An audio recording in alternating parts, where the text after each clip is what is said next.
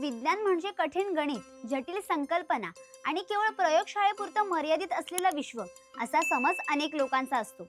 पण जेव्हा एखादा लेखक त्या विज्ञानाला कल्पकतेची आणि भावनांची चव देतो, तेव्हा ते केवळ माहिती न राहता अनुभववंत. अशा लेखकांमध्ये जे नाव आदराने घेतलं जातं ते म्हणजे डॉक्टर जयंत नारळीकर. आणि 19 जुलै हा त्यांचा जन्मदिवस. हा दिवस त्यांच्या जन्मदिनानिमित्त राष्ट्रीय विज्ञान कथा दिन म्हणून साजरा केला जातो.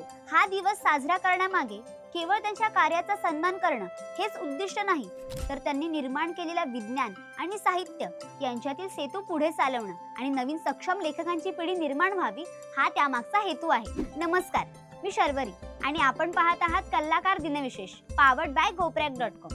डॉक्टर जयंत नारळीकरांनी खगोलशास्त्रात मोठं संशोधन केलं आणि आंतरराष्ट्रीय पातळीवर भारताचं नाव उज्ज्वल केलं. मात्र विज्ञानप्रेमी वर्तुळाबाहेर त्यांची लोकप्रियता वाढवण्याचं खरं कारण म्हणजे त्यांनी लिहिलेल्या विज्ञान कथा. त्या कथा केवळ मनोरंजन करत नाहीत, तर विज्ञानाचे खोल विचार, गुंतागुंतीचे तत्वज्ञान आणि भविष्याची शक्यता याचं सर्जनशील दर्शन घडवतात. त्यांच्या लेखन शैलीत अशी सहजता आहे जी विज्ञानासारख्या विषयाला सामान्य माणसासाठी समजण्याजोगं आणि रोचक बनवते. संपूर्ण व्हिडिओ पाहण्यासाठी आपल्या कलाकार YouTube चॅनलला नक्की भेट द्या.